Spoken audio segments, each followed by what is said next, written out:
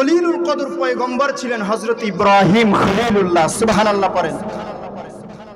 এই ইব্রাহিম খলিলুল্লাহ যখন তিনি তাওহীদের দাওয়াত দিলেন, এক আল্লাহর দাওয়াত দিলেন, তখন এই ইব্রাহিম আলাইহিস সালামের উম্মতেরা তার উপরে রেগে গেল। ওই সময়কার বাদশা ছিল নমরুদ। রেগে গেল, রেগে মেগে হযরত ইব্রাহিম খলিলুল্লাহকে আগুনে ফেলার নির্দেশ দিল। বলেন নাউজুবিল্লাহ। বিশাল অগ্নিকুণ্ড তৈরি করা হলো। আল্লাহর পয়গম্বর ইব্রাহিম আলাইহিস সালাতু ওয়াস সালামকে আগুনের মধ্যে নিক্ষেপ করা হবে। এমত অবস্থায় আল্লাহর ফেরেশতারা এসে ডাক দিয়ে বলে, ও আল্লাহর খলিল, ও আল্লাহর বন্ধু, আমি ফেরেশতা তোমার সামনে হাজির। আমি হলাম হযরত মিকাইল আলাইহিস সালাম।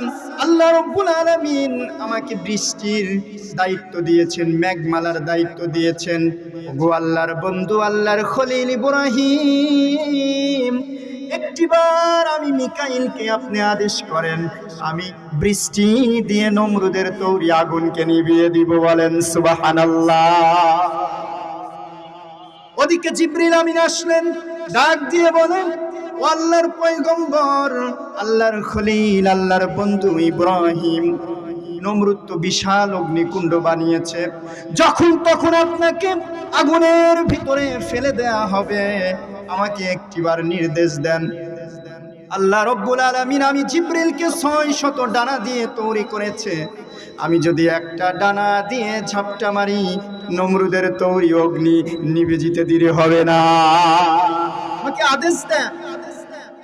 আল্লাহর ফেরেশতারা এসে এক এক করে আল্লাহর বন্ধু, আল্লাহর খলিল ইব্রাহিম পয়গম্বরকে রিকোয়েস্ট করতে লাগলো। আল্লাহর বন্ধু, আল্লাহর খলিল ইব্রাহিম আলাইহিস সালাম সমস্ত ফেরেশতাদেরকে ডাক দিয়ে বলে, ও ফেরেশতারা, তোমরা একটা প্রশ্নের জবাব দাও। বলে, কি প্রশ্নের জবাব? আল্লাহর পয়গম্বর ইব্রাহিম খলিলুল্লাহ ডাক দিয়ে বলে, নমরুদ যে আমাকে আগুনের মধ্যে নিক্ষেপ করবে, এটা আমার আল্লাহ জানে কি জানে না? একটা প্রশ্নের জবাব দাও। নমরুদ যে আমাকে আগুনের ভিতরে নিক্ষেপ করবে, আমার আল্লাহ জানে কি জানে না? ফেরেশতারা ডাক দিয়ে বলে, ও আল্লাহর পয়গম্বর, আল্লাহ তাআলা তো অবশ্যই জানেন। ইন্নাল্লাহা আলিমুম বিযাতিস সুদূর। আল্লাহ তাআলা তো সব কিছু জানেন। আল্লাহ তাআলার ইলমের বাহিরে কোনো কিছুই নাই। সুবহানাল্লাহ পড়েন। হযরত ইব্রাহিম আলাইহিস সালাম বলেন, ওই আল্লাহ তাআলা যদি জেনে থাকে, আল্লাহ রাব্বুল আলামিন যদি আমাকে দেখে থাকে, ওগো আল্লাহর ফেরেশতারা, তোমাদের সাহায্য আমি ইব্রাহিমের দরকার নাই, আমার আল্লাহই আমার জন্য যথেষ্ট। বলেন সুবহানাল্লাহ। বিপদ এসেছে, বালা মুসিবত এসেছে, হযরত ইব্রাহিম ভয় পায় নাই, ভরসা করেছে কার উপরে? চিল্লায়া বলেন, ওই আল্লাহ এখনো আছে না নাই? আছে না নাই? বলে। আল্লাহর নবীর আরেকজন পয়গম্বর হযরত জাকারিয়া আলাইহিস সালাম ঈমানের দাওয়াত দেয়, তাওহীদের দাওয়াত দেয়। হযরত জাকারিয়া আলাইহিস সালাতু ওয়াস সালামের উম্মতেরা ঈমানের মালা গলায় পড়ে না, কালেমা গ্রহণ করে না, বরং আরো জাকারিয়া আলাইহিস সালাতু ওয়াস সালামকে মারার জন্য রওনা হয়ে যায়। পড়েন নাউজুবিল্লাহ। হযরত জাকারিয়া আলাইহিস সালামকে ধাওয়া করলেন।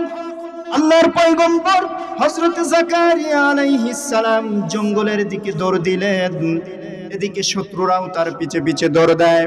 জঙ্গলের ভিতরে ঢুকে হযরত জাকারিয়া আলাইহিস সালাম পেছনে তাকিয়ে দেখে শত্রুরা তরবারি নিয়ে দৌড়ে আসতেছে। হঠাৎ করে একটা গাছ সামনে পড়ে গেল। গাছকে বলে, ও গাছ, তুমি আমারে বাঁচাও। আল্লাহর পয়গম্বর হযরত জাকারিয়া গাছকে বলতে দেরি হয়েছে। কিতাবের মধ্যে লেখেন গাছটা সঙ্গে সঙ্গে ফাঁক হয়ে যায়। আল্লাহর পয়গম্বর জাকারিয়াকে ডাক দিয়ে বলে, ওগো আল্লাহর নবী, আমি গাছের মধ্যে আপনি আশ্রয় নেন, পৃথিবীর কোনো মানুষ আপনার ক্ষতি করতে পারবে না। আল্লাহু আকবার বলে। আমার প্রিয় ভাইয়েরা, সঙ্গে সঙ্গে আল্লাহর নবী হযরত জাকারিয়া আলাইহিস সালাম গাছের ভিতরে ঢুকে পড়লেন। গাছটা আবার মিলে গেল। আল্লাহ তাআলার কুদরত বোঝা বড় দায়। সুবহানাল্লাহ। গাছটা আবার মিলে গেল। এদিকে শত্রুরা এসে খুঁজতে লাগলো, জাকারিয়া কোথায়, জাকারিয়া কোথায়, কোথাও খুঁজে পায় না। শয়তান আছে না নাই? কথা বলেন, শয়তান আছে না নাই? শয়তান মানুষের সুরত ধরে এসে শত্রুদেরকে ডাক দিয়ে বলে, তোমরা কাকে খুঁজতেছো?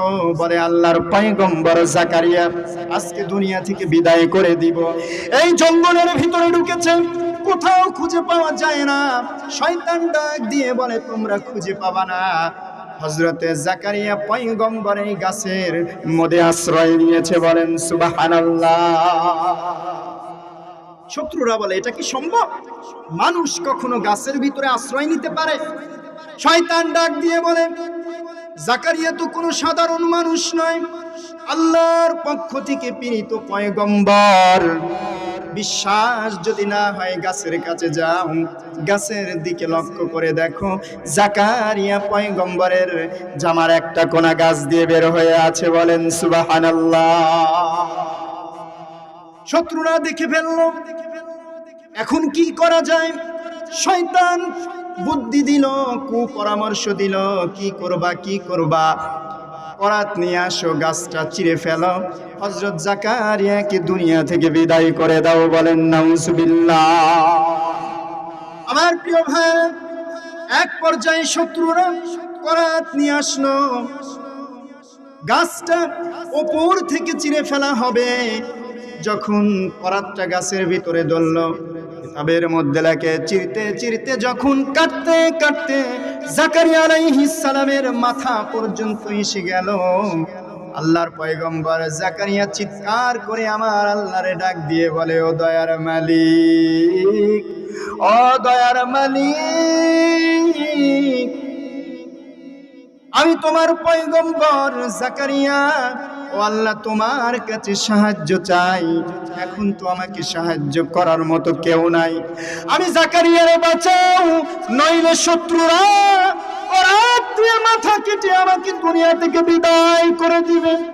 আল্লাহ ডাক দিয়ে বলে, ও জাকারিয়া, ও আমার বন্ধু পয়গম্বর, তুমি যদি প্রথমেই গাছের কাছে সাহায্য না চায়া আমি আল্লাহর কাছে সাহায্য চাইতা, আমি আল্লাহ তোমার জন্য যথেষ্ট হয়ে যেতাম। বলেন সুবহানাল্লাহ। যখন তুমি আমার কাছে সাহায্য না চেয়ে গাছের কাছে সাহায্য চেয়েছ, আবার যখন আমি আল্লাহর নামটা স্মরণ করেছ, ও জাকারিয়া শুনে রাখো, এখন তুমি চুপ থাকো, চুপ থাকতে হবে। শত্রু তোমাকে করাত দিয়ে মাথা থেকে পা পর্যন্ত চিরে ফেলবে যদি উহা শব্দ করো। আমি আল্লাহ বললাম, নবুয়তের দপ্তর থেকে তোমার নাম বাদ পড়ে যাবে। আল্লাহু আকবার বলেন। আল্লাহ তাআলা যখন এই কথা বললেন, হযরত জাকারিয়া আলাইহিস সালাম আর কোনো আওয়াজ করলেন না, শব্দ করলেন না।